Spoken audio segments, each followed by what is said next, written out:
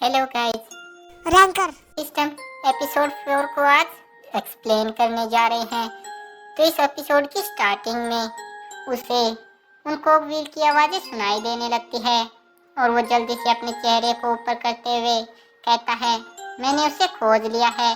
और वो ऊपर की तरफ अपने नाइफ को थ्रो कर देता है जो ऊपर छत में जाकर एक जगह पर धंस जाता है और उसकी वजह से वहाँ पर लगा हुआ सारा मैकेनिज्म फेल हो जाता है और टूटकर नीचे गिर जाता है, जिसे देखकर ह्यूम कहता है, तो फाइनली मैंने पहले वाले मैकेनिज्म को खराब कर ही दिया है, मैंने इसे फाइंड कर ही लिया है।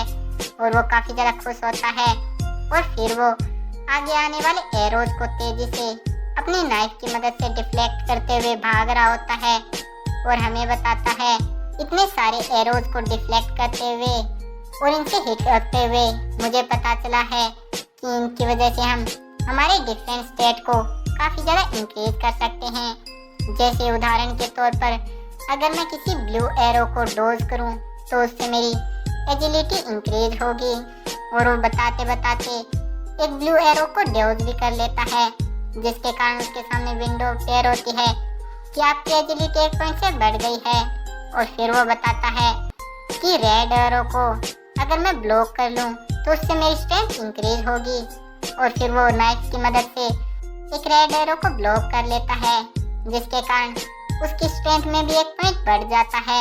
और फिर वो बताता है अगर मैं एक येलो एरो को अपनी बॉडी के ऊपर झेल लेता हूँ तो इससे मेरा स्टेमिना इंक्रीज हो जाएगा। और ऐसा करने के लिए वो एक येलो एरो के सामने अपने हाथ को कर देता है, जिसके कारण वो येलो एरो सीधा ही उसके हाथ के अंदर धंस जाता है। और फिर से एक विंडो अपेयर होती है जिसमें लिखा होता है आपका स्टेमिना 1 पॉइंट से बढ़ गया है। तभी वो अपनी स्टेटस विंडो को देखते हुए कहता है कि मैं एक्यूमुलेट कर सकता हूँ कि मेरी जॉब काफ़ी ज़्यादा अच्छे से चल रही है और मैं अपने स्टेट को बढ़ा रहा हूँ। आप ही बताइए क्या मुझे ऐसी जगह और कहीं मिलेगी? मुझे तो यहीं पर रहना है। तभी वो अपने फेस से निकल रही ब्लड को अपनी उंगलियों से छू के देखता है और कहता है सिर्फ एक चीज जो मुझे परेशान कर रही है वो ये है कि मैं अपने एमपी पॉइंट को नहीं बढ़ा पा रहा हूँ। चलो छोड़ो, मुझे जिस चीज का एडवांटेज उठाना चाहिए वो ये है कि मैं अपने सारे स्टेट को बढ़ा सकता हूँ। मुझे पहले उनके ऊपर फोकस करना चाहिए। और दूसरी तरफ कोई उसे देख रहा होता है जो कि वही गोबलिन होता है जो शुरू में उससे मिला होता है। और वो हंसते हुए कहता है कि मैं जितना ज़्यादा इसको ऑब्जर्व करता हूँ उतना ज़्यादा ये लड़का मुझे इंटरेस्टिंग लग रहा है। मुझे लगता है ये कैरेक्टर अपने तरीके का पहला ही है और कोई इसके तरीके का नहीं हो सकता। और उसके सामने बाकी के सारे प्लेयर्स की भी वीडियो चल रही होती है और वो सब कोई वॉच कर रहा होता है और कहता है मेरी आंखें हर बार इसी पर्सन के ऊपर जाकर रुक रही है जो ब्लॉक ए में मौजूद है। इसके अलावा ब्लॉक ई के पर्सन काफ़ी ज़्यादा पावरफुल है, लेकिन फिर भी वो मेरा ध्यान नहीं खींच पा रहे हैं। ये लड़का मुझे लगता है सच में एक रियल है। अगर सच में ये यहाँ पर क्वालिफाई हो जाता है तो इसे और भी ज़्यादा डेंजरस को फेस करना पड़ेगा। लेकिन अगर ये इस चीज़ को पास कर लेता है तो ये फिर अपनी पूरी लाइफ आराम कर सकता है।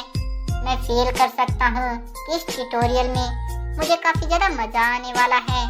और वो हंसते हुए अपने एनक को ठीक करता है और फिर और ज़्यादा हंसने लगता है। और तभी हमारा सीन फिर से ह्यूम के ऊपर शिफ्ट हो जाता है और उसके सामने एक विंडो अपेयर होती है जिसमें लिखा होता है तुम अपने एंड पॉइंट पर पहुंच चुके हो। और जब वो अपने स्टेटस पर देखता है तो उसकी स्ट्रेंथ 29, एजिलिटी 33, स्टेमिना 30 और अभी तक एमपी 21 ही होता है, जिसे देखकर ह्यूम सोचने लगता है जैसा कि मैंने एक्सपेक्ट किया था। मेरी एमपी अभी तक भी बिल्कुल नहीं बढ़ी है, लेकिन मेरे सारे स्टेट बढ़ चुके हैं। चलो ये भी अच्छा है। आज पहले दिन के लिए मुझे ये काफ़ी अच्छा आउटकम मिला है, लेकिन ये सिर्फ इतना ही नहीं है। इसके साथ साथ मेरी फिजिकल स्ट्रेंथ, मोबिलिटी, इंड्योरेंस और डिस्ट्रॉइंग पावर भी काफ़ी ज़्यादा बढ़ चुकी है। और वो ये सब देख के काफ़ी ज़्यादा खुश होता है और फिर अपने सामने का दरवाज़ा खोलकर अंदर चला जाता है। और जैसे ही वो अंदर पहुंचता है उसके सामने एक विंडो अपेयर होती है कि आपके ट्रीटमेंट को स्टार्ट कर दिया गया है, आपकी वुंड अब हील होने लगी है। और तभी उसके चारों तरफ एक गोल्डन प्रकार का ऑरा फैलने लगता है, जिसके कारण उसकी सारी चोटें हील होने लगती है। और वो सोचने लगता है, मुझे लगता है ये एरिया प्लेयर्स के रेस्ट करने वाला होगा, लेकिन फाइनली मैं अच्छे से सांस ले पा रहा हूँ यहाँ पर और कुछ आराम कर सकता हूँ। लेकिन तभी वो बेहोश होकर वहीं पर गिर जाता है। और जब धीरे धीरे वो अपनी आंखें खोलता है तो सोचने लगता है, क्या मैं यहाँ पर सो गया था। तभी उसे अपने सामने कोई बंदा दिखाई देता है जिसने एक हुडी पहन रखी होती है, लेकिन वो ह्यूंग को बूम करके डरा देता है, जिसके कारण ह्यूंग डरते हुए जल्दी से पीछे की तरफ हटता है। वो सोचने लगता है, ये पर्सन कौन है। मैं पक्का श्योर हूँ कि मेरे हाइट एंड सेंसर स्किल अभी भी इफेक्टिव है, तो ये मेरे पास इतनी जल्दी आ गया तो मैं कुछ भी फील क्यों नहीं कर पाया। और वो अपने हाथ को धीरे धीरे अपनी नाइफ की तरफ ले जाने लगता है और फिर कहता है शायद, और उस सामने वाले बंदे से कहता है, क्या तुम कोई मिस्टीरियस मर्चेंट हो। ये सुनकर वो हुडी वाला बंदा हंसते हुए कहता है, फाइनली मैं रिलीफ की सांस ले सकता हूँ कि तुम जानते हो कि मैं कौन हूँ। मुझे तुमसे प्यार है, मतलब एक कस्टमर के तौर पर प्यार है। चलो मैं पहले आपको अपने आप को इंट्रोड्यूस करवा देता हूँ। मेरा नाम ए है, मैं मर्चेंट हूँ जो यहाँ से पास होने वाले हर इंसान को कुछ ना कुछ बेचता हूँ। फिर हमें उसके बारे में बताया जाता है कि ये मर्चेंट हर बार किसी भी एंड पॉइंट पर अपेयर होता है, जो प्लेयर्स को कुछ ना कुछ चीजें पेमेंट के बदले बेचता रहता है। और ये न कुछ चीजें बल्कि फूड, पॉइजन, स्किल बुक्स, यहाँ तक कि कुछ आर्टिफैक्ट्स भी बेच सकता है। सिर्फ इन्हें अपनी दुनिया में घूमना ही पसंद है और चीजों को बेचना पसंद है। तभी वो मर्चेंट एक स्नैप करता है और उसके सामने एक विंडो अपेयर हो जाती है और वो ह्यूंग से कहता है, आप काफी दूर से आए हैं सर, तो आपको पता चल गया होगा कि आपको किस चीज की जरूरत है।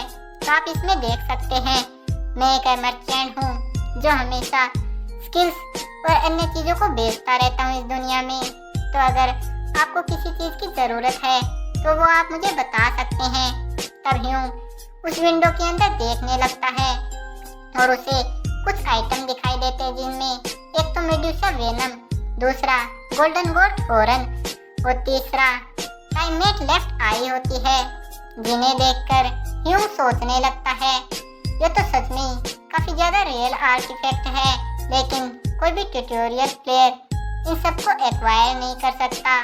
ये आइटम काफी ज्यादा हाई प्राइस पर मिलते हैं और मैं कोई स्टेज पर नहीं खेल रहा हूँ जो मुझे अभी आर्टिफैक्ट और स्किल चाहिए। मैं अभी भी ट्यूटोरियल के अंदर ही खेल रहा हूँ, इसलिए मुझे अपने फिजिकल ट्रेनिंग के ऊपर फोकस करना चाहिए।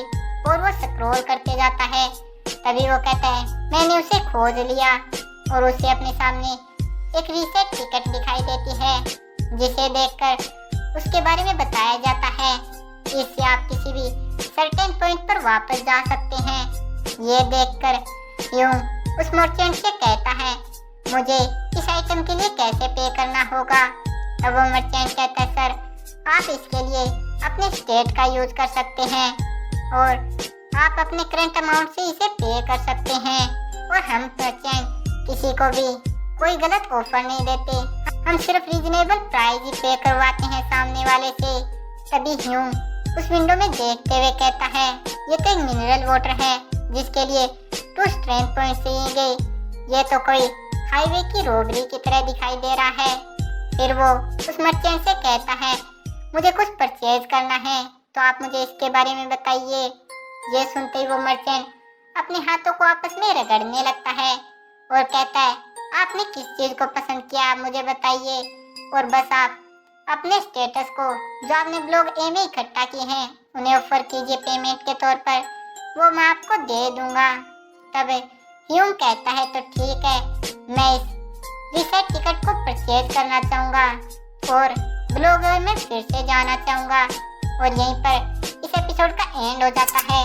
तो एपिसोड को लाइक और अपने दोस्तों के साथ शेयर कीजिए और चैनल को जरूर से सब्सक्राइब और मुझे सपोर्ट कीजिए। Thank you and bye bye.